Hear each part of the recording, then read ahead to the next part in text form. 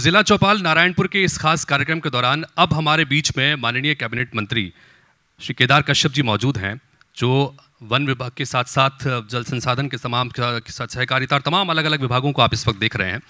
पहला सवाल मेरा आपसे यही, क्योंकि नारायणपुर के जिला चौपाल में नारायणपुर के विकास की हम बात कर रहे हैं। नारायणपुर के स्थापना के जिला बने हुए 18 बरस हो चुके हैं, नारायणपुर बालिग हो चुका है और इस बालिग होने के सफ़र के आप गवाह रहे हैं। माननीय बलिराम कश्यप जी की बड़ी भूमिका इसमें रही थी राज्य इसमें जिला निर्माण में लेकर। आपने इस जिला निर्माण को लेकर आज तक की स्थिति में 18 बरस के सफ़र में आप इसको किस तरह से देखते हैं? देश का सबसे छोटे जिले के रूप में यदि हम बात करें तो वो हमारा नारायणपुर जिला होगा, जिसका यदि हम बात करें कि लगभग 2 ब्लॉक का ये जिला, और यहाँ पर शिक्षा, स्वास्थ्य और जितने भी हमारे निर्माण कार्य हैं उनको प्राथमिकता के साथ में पूर्ण कराना, और बहुत कुछ जो कार्य हुए हैं और बहुत कुछ कार्य शेष हैं। पूरे काम हो जाएंगे तो दोबारा हमको चुन के कहाँ भेजेंगे, इसलिए सारे कार्यों को एक रोड मैप बना करके उसको कार्य करने की गति लगातार हमारी सरकार के माध्यम से है। और जैसा कि पिछली सरकार में जिस तरीके से 5 वर्ष तक इस नारायणपुर जिले को अनदेखा किया गया, सारी योजनाओं के लिए हमको संघर्ष करना पड़ता था, चाहे वो धान खरीदी का मामला हो, चाहे तेंदुपत्ता की खरीदी का मामला हो, चाहे आवास के लिए हो, हर योजना के लिए जो पिछले 5 वर्ष तक हमारे जनप्रतिनिधियों ने, हमारे सारे कार्यकर्ताओं ने जमकर संघर्ष किया और उनको हक दिलाने की दृष्टि से आगे बढ़ चढ़ कर हिस्सा लिए। आज हमारे नारायणपुर जिले में यदि हम बात करें, निर्माण कार्य तो बहुत सारे हैं। सड़कों का निर्माण आज चाहे वो NH की बात हो, चाहे ग्रामीण क्षेत्र में हमारे PM जनमन क्षेत्र की बात हो, या फिर PMGSY की सड़कों का निर्माण हो, उस सुदूर वनांचल क्षेत्र कस्तूर मेटा के क्षेत्र में हो, चाहे वो इरक भट्टी में हो, पांगुड़ में हो, इन सारे क्षेत्रों में आज जो सड़कों का जो विस्तार लगातार बढ़ रहा है और जिस तरीके से उन क्षेत्रों में काम हो रहा है, और सबसे बड़ी जो चुनौती हमारे इस क्षेत्र के लिए है वो नक्सलवाद से रही है। और देश के यशस्वी हमारे गृह मंत्री आदरणीय श्री अमित शाह जी का और हमारे माननीय मुख्यमंत्री जी का जो इच्छा शक्ति है, वो जो संकल्प है, वो संकल्प 31 मार्च 2026 को पूरा होगा और पूरे हमारे छत्तीसगढ़ से और पूरे देश से सशस्त्र नक्सलवाद का खात्मा होगा। हाँ, चूंकि आपने नक्सलवाद के खात्मे का जिक्र किया, डेडलाइन भी लगातार केंद्र सरकार की तरफ से केंद्रीय मंत्री जब भी आते हैं तो बात रखते हैं, और अभी कुछ दिन पहले मुख्यमंत्री ने कहा कि उम्मीद है कि उससे पहले ही हम लोग इस समस्या से मुक्ति पालेंगे। लेकिन फिर भी चूंकि नारायणपुर के विकास में बहुत एक बड़ा रोड़ा रहा है नक्सलवाद के रूप में, चूंकि दंश बहुत झेला है, और अभी चूंकि जब जिस तरह का ऑपरेशन चलाया गया, अंतिम प्रहार अब लगभग चल रहा है, कितना हिस्सा बाकी है, कितना और भी असर आपको लगता है कि जिस पर काम होना बाकी है? अभी बहुत सीमित एरिया बाकी है, और हमारे पुलिस के जवानों का हौसला बुलंद है। हमारे पैरामिलिट्री फोर्स लगातार इस डिस्ट्रिक्ट में काम कर रही है। अंदरूनी क्षेत्र में जो ऑपरेशन सर्चिंग और एरिया डोमिनेट करके उस क्षेत्र को उनके चंगुल से मुक्त करने का काम हमारे पुलिस के जवान कर रहे हैं। और पिछले दिनों जो एक बड़ी घटना जिसमें जो नक्सलियों के जो लीडर हैं बसव राजू, जिसको हमारे के पुलिस के जवानों ने कोंडागांव और बीजापुर और अपने नारायणपुर के हमारे पुलिस के पूरी जॉइंट जो टीम है उसने उसको कल तक खात्मा किया है। तो ऐसे इन क्षेत्रों को अब उनसे मुक्त किया जा रहा है, और उन क्षेत्रों को अब कैसे हम राज्य की सरकार की या केंद्र सरकार की जो भी योजना है वो कैसे हम उन तक पहुंचाएं, ये हमारी कोशिश है। जो केंद्र की योजना है, राज्य की योजना है, जो योजना हम सैचुरेशन की स्थिति में अब आ गए हैं, और अब हमको हितग्राही ला करके उनको उन सुविधाओं का हम लाभ देने का काम कर रहे हैं। पिछली सरकार ने इन सारी चीज़ों से उनको वंचित करके रखा था। अब आप सोचिए कि अच्छा, जो इसमें पिछली सरकार का चूंकि आपने जिक्र किया, तो कांग्रेस के नेता बीच में ये रिएक्शन भी आया था कि जब हमारी सरकार थी तो केंद्र से वैसा सहयोग नहीं मिला नक्सल मोर्चे पर, और अब मिल रहा है तो उस पर कामयाबी मिल रही है। इस पर आपकी क्या प्रतिक्रिया? नक्सल को खात्मा करने के लिए केंद्र से हमेशा सहयोग मिला, लेकिन पिछली सरकार जिस तरीके से मैं पूछना चाहता हूं कि उनके जो गृह विभाग के भारसाधक मंत्री रहे, वो कितनी बार बस्तर आए और कितनी बार नक्सलवाद को लेकर के उन्होंने बैठक ली? इच्छा खुद की भी तो रहनी चाहिए। आज हमारे गृह मंत्री जी को देखिए, लगातार उन अंदरूनी क्षेत्र में जाते हैं। हमारे मुख्यमंत्री लगातार इन क्षेत्रों में जा रहे हैं। हमारे केंद्रीय गृह मंत्री जी 5-5, 6-6 बार बस्तर का दौरा कर चुके हैं। सुकमा, बीजापुर, नारायणपुर, हर क्षेत्र पे वो जा रहे हैं। तो ये होना चाहिए। तो कहीं ना कहीं से ये सरकार की मंशा है, लेकिन पूर्व की सरकार की मंशा नहीं थी। वो तो उनको बल्कि और पाल के रख करके लोगों को और भयभीत करके रखना चाहती थी। उनको किस तरीके से वहाँ सुविधा न पहुँचे, ये उनकी कोशिश रही। लेकिन हमारी सरकार की ये कोशिश नहीं है। हमारी सरकार की कोशिश और उस दृढ़ इच्छा शक्ति का परिणाम भी लगातार देखने को मिल रहा है। चूंकि 18 साल हो गए हैं आज नारायणपुर को बने हुए, 17 साल संयुक्त से IBC 24 को हो गए हैं इस प्रदेश में काम करते हुए। तो लगातार हम गवा रहे हैं कि हमने उन तस्वीरों को भी देखा जब किस तरह से लाल आतंक से हम लोग तमाम चीज़ें लाल होती थी, और आज कामयाबी मिलती है तो तस्वीरें बिल्कुल उलट हैं। अब जब ये कामयाबी मिल रही है और नक्सल मोर्चे पर कामयाबी मिलने के बाद में अब चूंकि विकास की राह पर आगे बढ़ रहा है नारायणपुर, सपनों का नारायणपुर बनाना है, नारायणपुर के साथ साथ बस्तर के आगे क्या प्लान है आपके बस्तर के विकास के लिए? देखिए, बस्तर में एक तो पहली बात है कि शिक्षा का स्तर और बेहतर हो, और हेल्थ के दृष्टि से पहले हम एक मेडिकल कॉलेज सोच करके हम लोग बड़ा हो गए थे। लेकिन आज हमारे बस्तर में यदि हम बात करें तो कांकेर में हमारा मेडिकल कॉलेज स्थापित हो चुका है।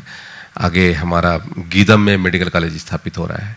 तो हेल्थ में, एजुकेशन में, रोजगार के दृष्टि से कैसे हम लोगों को ज़्यादा से ज़्यादा उनका आर्थिक स्थिति को और कैसे मजबूत कर सकें। हमारे यहाँ पर वनोपज बहुत अधिक मात्रा में है और उसका सही तरीके से हम उपयोग करें, उसका हम संग्रहण, प्रसंस्करण और विपणन का कार्य को हम बेहतर तरीके से लाएं, और दुनिया के लोग जानें कि हमारा बस्तर का जो जितने भी हमारे लघु वनोपज है उसकी क्वालिटी वो आज दुनिया के लोग जानना चाहते हैं, देखना चाहते हैं, उसका इस्तेमाल करना चाहते हैं। और मुझे लगता है कि इससे बेहतर और समय नहीं हो सकता।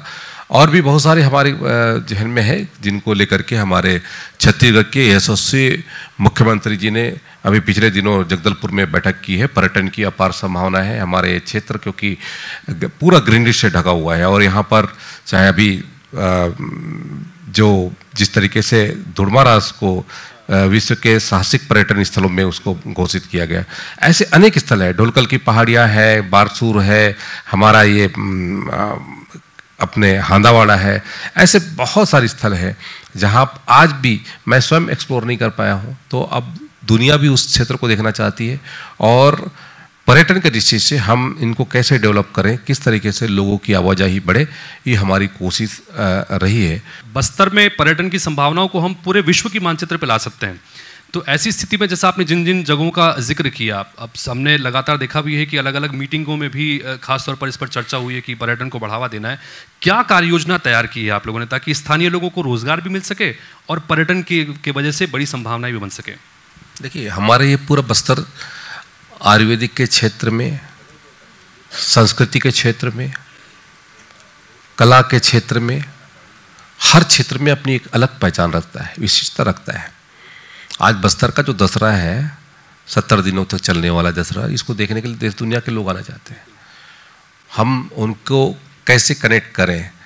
हमारे यहाँ का नारायणपुर का मौली मेला है, इसमें लोग कैसे ज़्यादा से ज़्यादा आए और हमारी संस्कृति के साथ में जुड़ करके उस संस्कृति का हिस्सा बने।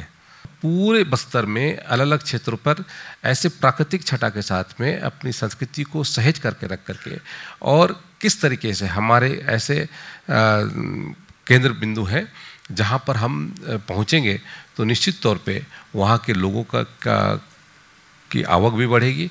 और मैंने पहले ही कहा कि वनोपज का हम कैसे वैल्यू एडिशन करके हम उनको सही दाम दिलवा सके, ये हमारी पहली प्राथमिकता हमारी रहेगी। और इतने जो क्षेत्र में हम सिंचाई की सुविधा, कृषि की संभावना, इन क्षेत्रों को भी हम ज़्यादा से प्रमुखता के साथ में हमको ध्यान देने की आवश्यकता है, और हम कर भी रहे हैं उसमें।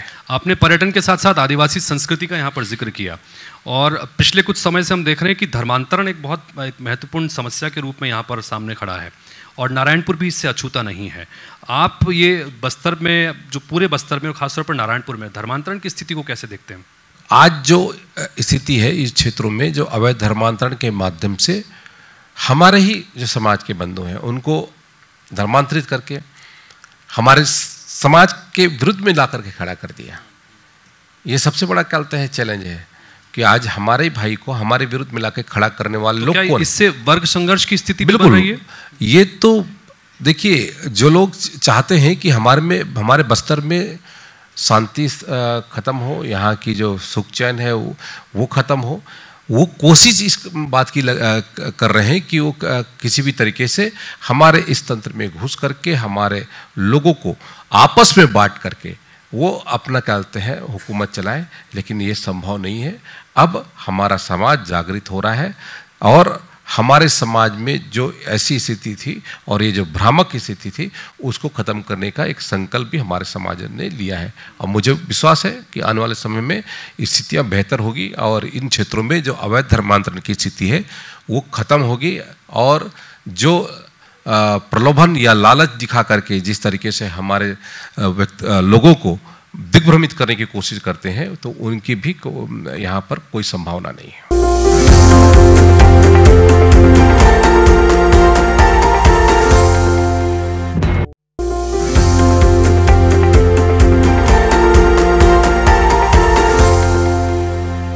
एक दो पॉलिटिकल सवाल भी मैं आपसे ज़रूर करूंगा, चूंकि आप यहाँ पर मंच पर मौजूद हैं इस वक्त। बात हालांकि हम नारायणपुर की कर रहे हैं, लेकिन फिर भी चूंकि बस्तर से जुड़ा विषय है। अरविंद नेताम केंद्रीय मंत्री रहे हैं, पहले बड़े वरिष्ठ नेता हैं, अभी संघ के दफ्तर होकर आए थे और उसके बाद आकर उन्होंने बहुत सारी बयानबाजी भी यहाँ पर दी, सीएम से भी उन्होंने मुलाकात की।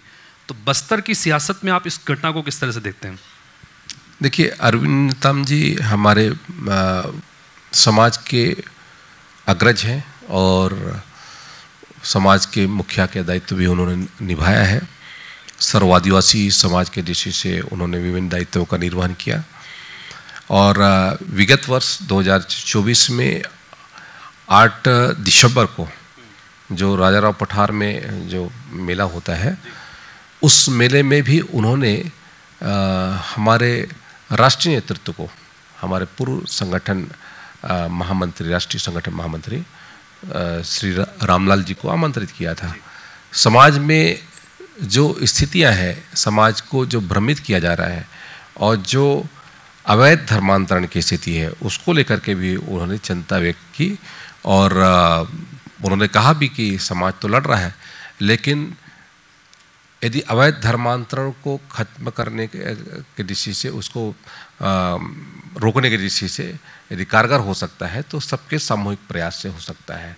आदिवासी समाज किस तरीके से अवैध धर्मांतरण से बचे, अन्य संस्कृतियों को किस तरीके से अपनी संस्कृति में विलय होने न दे, इस बात को भी हमको क्या कहते हैं चिंता करनी चाहिए। तो मुझे लगता है कि ये केवल हमारे माननीय अरविंद नेताम जी की सोच नहीं बल्कि हमारे समाज के हर व्यक्ति की सोच बननी चाहिए कि किस तरीके से हम अवैध धर्मांतरण से हमारे समाज को बचा सके। जो हमारे पूर्वजों ने इसको आज तक संरक्षित करके रखा है, उस संस्कृति को सहेज के रखा है, तो उसको आने वाले पीढ़ी तक पहुंचाने का दायित्व भी हम लोग का है। और यदि हम ये आज इस नहीं जागे तो हम लोग भी, हमारे समाज में जो स्थिति है वो बद से बदतर हो चुकी होगी। अच्छा, ये प्रदेश कांग्रेस के अध्यक्ष हैं दीपक बैज साहब, बड़े सक्रिय हैं लगातार बस्तर इलाके में। कभी पद यात्रा निकाल रहे हैं, कभी कुछ और यात्रा निकाली, संविधान बचाओ यात्रा निकाली, तिरंगा यात्रा निकाली। इन यात्राओं पर क्या कहेंगे? मुझे लगता है कि उनकी ये यात्रा कांग्रेस बचाओ यात्रा निकालने के चल रही है और कांग्रेस को बचाने के दृष्टि से वो लगातार प्रयास कर रहे हैं। मेरी शुभकामनाएं हैं, दीपक बैज जी लगातार अनवरत रूप से लगे रहें और जिस तरीके से कांग्रेस के बड़े से बड़े लीडर राहुल गांधी जी जहाँ जहाँ पर जा रहे हैं वहाँ वहाँ पर कांग्रेस को शिकस्त मिल रही है, उसी तरीके से राहुल गांधी जी के अनुसरण करते हुए दीपक बैज जी चल रहे हैं। ये भी जहाँ जहाँ जा रहे हैं वहाँ वहाँ पर उनको शिकस्त मिल रही है। तो इन्होंने सरकार में रहते, सत्ता में रहते कभी इन सब चीज़ों की चिंता नहीं की। आज विभिन्न विषयों को लेकर के पद यात्रा निकाल रहे हैं। अच्छा, वो संविधान बचाओ यात्रा निकालते हैं और राहुल गांधी का आपने जिक्र किया, वो भी जगह जगह संविधान की कॉपी दिखाते हैं। तो क्या वाकई खतरे में है संविधान? किस तरह से आप देखते हैं? जिन लोगों ने देश के संविधान के साथ में खिलवाड़ किया, आपातकाल की जो स्थिति है वो लाने से नहीं चूके, देश को आपातकाल थोपा और वो काला दिन के रूप में हम लोग मनाते हैं। और न केवल विपक्ष को, सारे जनप्रतिनिधियों को उन्होंने जेल के हवाले किया था, और यहाँ तक कि मीडिया के लोगों को भी उन्होंने जेल के हवाले किया था। तो वो दिन को याद करें, एक बार उसको देखें और फिर बात करें कि संविधान में किस तरीके से ये बात। और ये वो लोग हैं जो बाहर आंसू बहाते हैं और घड़ियाली आंसू बहाते हैं, जिन्होंने क्या कहते हैं बाबा साहब का कभी सम्मान नहीं किया, जिन्होंने कभी क्या कहते हैं कोशिश नहीं की बाबा साहब अम्बेडकर जी के विचारों को लोग जाने। ये तो केवल गांधी परिवार के प्रति इनकी जो निष्ठा है, आस्था है, वो उनके प्रति है। आज देश के जितने भी योजना है, जितने भी कार्य हैं, वो केवल गांधी परिवार के नाम पे है। देश को आज़ादी दिलाने में इन लोग बड़ी बड़ी बात करते कि हमारे गांधी परिवार ने आज़ाद दिलाया। अरे भी गांधी परिवार ने आज़ाद नहीं दिलाया, इस देश को आज़ाद दिलाने में हमारे अनेकों महापुरुषों ने अपना सब कुछ न्यौछावर किया, तब जाकर देश को आज़ादी मिली। ये बात करते हैं केवल गांधी परिवार की, इसलिए उनकी जो आस्था निष्ठा है उन तक ही सीमित है। ये कभी नहीं चाहेंगे कि हमारे उन महापुरुषों को कोई याद रखे। आपके विभागों की बात करते हैं, चूंकि जल संसाधन विभाग भी आपके पास महत्वपूर्ण विभाग है।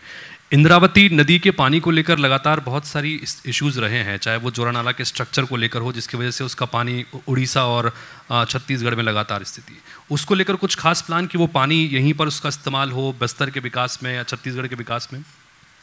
देखिए, जोरा नाला बहुत लंबे समय से ये इस पे चल रहा है, और इस विवाद को लगातार पिछली बार तो किसी ने कोशिश नहीं की थी, लेकिन हमारी सरकार अभी फिर से कोशिश कर रही है। और उसके लिए हम लोग पिछली जब हम सरकार में थे, तब हम तत्कालीन जब वहाँ के मुख्यमंत्री थे तो उनसे मुलाकात करके इसका निपटान भी चाह रहे थे, क्योंकि वो एक प्राकृतिक नाला है और वहाँ पर जो पानी है वो निकल करके कुलाब में मिल जाता है।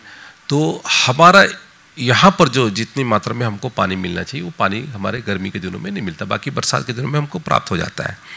लेकिन इस बार हम लोगों ने, हमारे माननीय मुख्यमंत्री जी ने, वहाँ के माननीय मुख्यमंत्री श्री मोहन मांझी जी से बात की, और उसका परिणाम रहा कि इस बार जो पानी का जो भाव है वो लगभग जो हमको मिलना चाहिए वो लगभग हमको प्राप्त हुआ। और हमारी कोशिश है कि आने वाले समय में हमको 100% हमारा पानी हमको हमारे इंद्रावती में हो गर्मी के दिनों में। ये हमारी कोशिश है और हम इस कोशिश में लगे हुए हैं। नारायणपुर का जो संसाधन है, प्राकृतिक संसाधन, इस पर पहला हक तो नारायणपुर का है, लेकिन नारायणपुर के लोगों को उसका फ़ायदा नहीं मिल पा रहा, चूँकि यहाँ से लोहा निकलता है, उसका स्टील कहीं और बनता है, फ़ायदा किसी और राज्य को मिलता है, किसी और जगह मिलता है। स्थानीय स्तर पर ही उसका फ़ायदा यहीं पर मिल सके, ताकि लोगों को रोज़गार भी मिल सके और यहाँ पर समृद्धि आ सके। इसके लिए भी कोई कार्य योजना? देखिए, हम लोगों की सरकार ने, हम लोगों ने जब कोशिश किया तब नगरनार स्टील प्लांट के रूप में स्थापित हुआ, और नगरनार में आज जो प्रोडक्शन है वो भी चालू हो गया है। तो अभी क्योंकि NMDC माइनिंग के दृष्टि से काम कर रहा था, लेकिन अब प्रोडक्शन के दृष्टि से भी काम कर रहा है, और ये पहला प्रयास है। तो हमारे यहाँ पर क्योंकि सारे प्रकार के प्राकृतिक संसाधन मौजूद हैं, तो कैसे हम उसका सही तरीके से उपयोग करें और कैसे हमारे उसके साथ में जो इंडस्ट्री है उसको हम तैयार कर सके, छोटे उद्योग हम निर्मित कर सके, ये हमारी कोशिश रही है। इस तरीके से यदि हम प्रयास करेंगे तो निश्चित तौर पे यहाँ के जितने भी संसाधन हैं उस संसाधन का हम दुरुपयोग नहीं करते हुए, सदुपयोग करते हुए हम कैसे यहाँ पर उन उद्योगों को स्थापित करें, ये हमारे। ऐसे ही वनोपज जो है उसके भी संवर्धन के लिए, संरक्षण के लिए या उसके भी प्रसंस्करण के लिए कोई यूनिट यहाँ पर लग सके? देखिए, वनोपज की दृष्टि से अभी हम लोग जगदलपुर में एक बाबू सेमरा में एक ट्राई फूड वहाँ पर अभी चालू हुआ है, उसको भी अभी चलाने की प्रक्रिया दृष्टि से हम लोग तैयार कर रहे हैं। और आने वाले समय में हमारे छोटे उद्योग के माध्यम से एक लघु उद्योग के दृष्टि से यहाँ पर हम क्या हमारे फॉरेस्ट का मैनेज फॉरेस्ट प्रोड्यूस है उसका हम कैसे तैयार कर सके, इसके लिए हमारी कोशिश रहेगी। बहुत सारे बृहद विषयों पर आपने बातचीत की, और चूंकि हम नारायणपुर की विकास की गाथाओं को यहाँ पर जान रहे हैं, समझ रहे हैं, और विकास की दौड़ में कहाँ हम लोग इस वक्त मौजूद हैं उस पर बात कर रहे हैं, तो नारायणपुर के विकास में सबसे बड़ी ज़रूरत आपको आज की तारीख में क्या लगती है कि ये सबसे बड़ी ज़रूरत है, चाहे वो केंद्र के स्तर पर हो, राज्य के स्तर पर हो? नारायणपुर में सबसे बड़ी ज़रूरत जो है, नारायणपुर ही नहीं पूरे छत्तीसगढ़ में जो सबसे बड़ी ज़रूरत है, और वो ज़रूरत है नक्सलवाद से मुक्ति। नक्सलवाद से खात्मा होते ही आप देखिएगा कि उन क्षेत्रों में जहाँ पर सड़कें नहीं पहुँची थी, वहाँ सड़कें पहुँचेगी, न केवल सड़कें पहुँचेगी बल्कि हमारे लोग भी वहाँ तक पहुँच पाएंगे, अन्यथा वहाँ पर लोग वहाँ पर पहुँच नहीं पाते। ये तो इंफ्रास्ट्रक्चर की बात हो गई। दूसरा, हमारे यहाँ पर हम जल का कैसे हम उपयोग करें। हाँ, कुछ हमारे जितने भी जल संरचना बनेगी उससे कुछ हमारे गांव भी प्रभावित होंगे, कुछ ज़मीनें भी प्रभावित होंगी, लेकिन उसके बावजूद भी जो सिंचाई का जो रकबा है वो हमको बढ़ाने की आवश्यकता पड़ेगी। हमारे यहाँ पर इंद्रावती में लगभग 310 टीएमसी पानी है और मात्र हम लोग 10 से 15 टीएमसी पानी उपयोग करते हैं, बाकी पानी निकल जाता है। तो कैसे हम उसका उपयोग करें, कैसे हम सिंचाई की क्षमता को बढ़ाएं, कैसे हम अपने यहाँ पर इंफ्रास्ट्रक्चर को डेवलप करें ताकि पानी का हम सदुपयोग कर सकें। इस पर हमारी अभी कोशिश चल रही है और उस पर हमारी प्लानिंग है और आने वाले समय में उसको हम क्रियान्वित भी करेंगे। मैसेज देना चाहेंगे कुछ नारायणपुर के साथ साथ पूरे प्रदेश को इस खास मंच के जरिए? मैं नारायणपुर के और पूरे हमारे बस्तर और पूरे छत्तीसगढ़ के हमारे लोगों को मैं कहना चाहूँगा कि हमारे छत्तीसगढ़ के निर्माण में देश के यशस्वी प्रधानमंत्री माननीय नरेंद्र मोदी जी ने जिस उद्देश्य के साथ में इस राज्य का निर्माण किया है, आप और हम सब के प्रयासों के फलस्वरूप इस छत्तीसगढ़ को कैसे हम विकास की गति में आगे बढ़ा सके। आज हमारा छत्तीसगढ़ 25 वर्ष पूरा कर रहा है। 25 वर्ष पहले छत्तीसगढ़ राज्य का निर्माण हुआ था और रजत जयंती के इस अवसर पर हम सबको संकल्प लेकर के हर क्षेत्र में हमारा बस्तर और हमारा छत्तीसगढ़ कैसे आगे बढ़ सके, कैसे हमारी राज्य की और केंद्र की जितनी भी योजना है उस योजना के मध्य हम एक संवाहक के रूप में काम करें, सहयोगी के रूप में उन योजनाओं को अंतिम छोर तक पहुंचाने में अपनी महत्वपूर्ण भूमिका सुनिश्चित करें। ये मैं आप लोगों से निवेदन करता हूं। सरकार की पूरी कोशिश है और मुझे उम्मीद है आप और हम सब के प्रयासों से हम हमारे छत्तीसगढ़, जिसको हम लोगों ने टैगलाइन दिया है, हमने बनाया है, हम ही संवारेंगे। तो मैं चाहूँगा कि आप और हम सब मिलकर के इस छत्तीसगढ़ को मजबूत बनाने में अपनी महत्वपूर्ण भूमिका निभाएं। बहुत बहुत धन्यवाद। आपको बहुत बहुत शुक्रिया समय निकालने के लिए और इस महत्वपूर्ण चर्चा में शामिल होने के लिए। चूँकि छत्तीसगढ़ के विकास के साथ साथ नारायणपुर का विकास भी बहुत समग्र रूप में कैसे हो सके, इसको लेकर भी हमने यहाँ पर तमाम अलग अलग सवालों के जरिए भी आपसे बातचीत करने की कोशिश की। तो विजन क्लियर है, सुशासन का संकल्प है। उम्मीद करते हैं कि संकल्प में आपके साथ साथ पूरी सरकार इसी के साथ शिद्दत साथ में लगेगी और जल्दी ही जो संकल्प आप लोगों ने लिए हैं वो ज़रूर पूरे होंगे। बहुत बहुत शुभकामनाएं और बहुत बहुत धन्यवाद आपका।